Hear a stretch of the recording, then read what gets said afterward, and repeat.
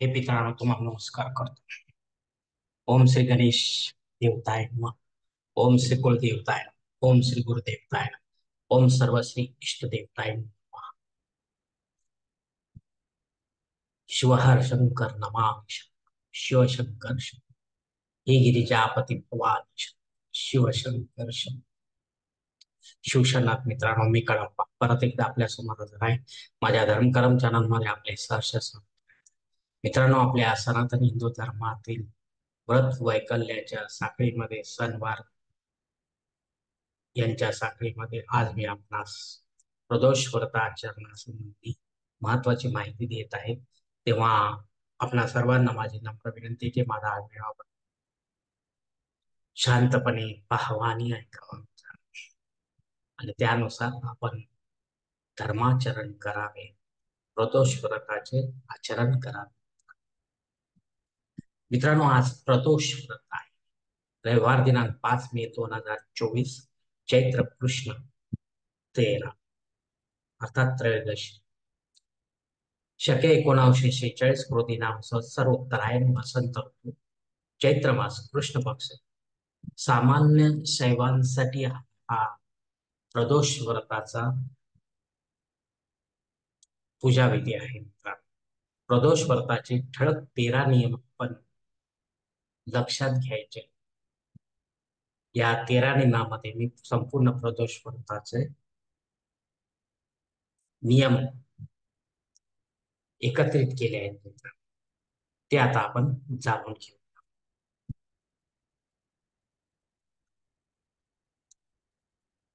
यातला पहिला नियम असा आहे, आजच्या सूर्योदयापासून प्रदोष काळची मुख्य पूजा संपन्न होईपर्यंत आपण उपवास करायचा आहे. उपवास काळात फळे व दूध व दुधाचे पदार्थ ग्रहण करा. तिखट मिठाचे पदार्थ अजिबात सेवन करू नका. आपले शिक्षण, नोकरी, व्यवसाय सांभाळून पाच वा सहा षडाक्षरी किंवा पंचाक्षरी जो शिवमंत्र असतो तो आपल्याला घ्यायचा आहे, किंवा शिव गायत्री मंत्र जो आहे तो आपल्याला घ्यायचा आहे. पण हा माळे मेना दिवसभर आपल्याला फुटत राहायचा आहे. मंत्र कुठलाही असो, माळ हातात घ्यायची नाही. ओम तत्पुरुषाय मे महादेवाय धीमहि तन्नो रुद्र प्रचोदयात् हा शिव गायत्री मंत्र. मित्रांनो, चौथा नियम असा आहे की काम, क्रोध व दुपारी झोपणे, तसेच केस व नखे कापणे इत्यादी टाळायचे. मित्रांनो, हे बाधा आणणारे व्रतोच्चरणामध्ये, आपल्या व्रताचरणामध्ये हे बाधा आणणारे महत्वाचे असे काही बाबी आहेत. सायंकाळी शुचिर्भूत शिवलिंग पूजा मंदिरात पंडिताच्या माध्यमातून व स्वतः विधिवत रुद्राभिषेक युक्त आपल्या मातृभाषेत आपल्याला करायचं आहे. हे लक्षात घ्या. कारण शिवलिंगावर रुद्राभिषेक अत्यंत महत्वाचा असतो. त्याविना त्याची पूजा अर्चा करणे व्यर्थ आहे.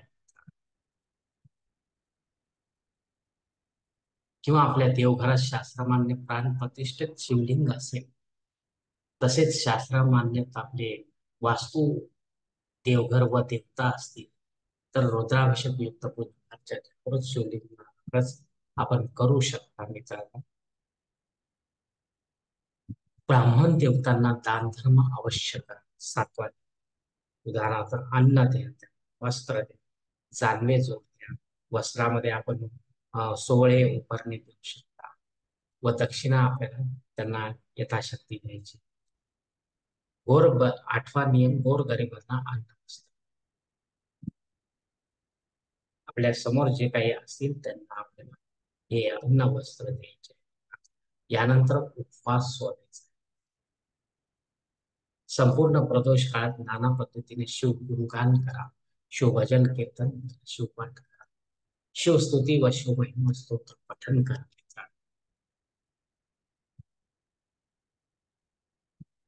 मित्रांनो, यानंतर थोडी शिव ध्यान धारणा देखील करा. अशा प्रकारे निष्काम पद्धतीने प्रदोष व्रताचे आचरण विधिवत संपन्न करा आणि महादेवाचा आशीर्वाद प्राप्त करा. धन्यवाद मित्रांनो. हरि ओम शिव महादेव. माझे धर्म कर्म सबस्क्राईब करा.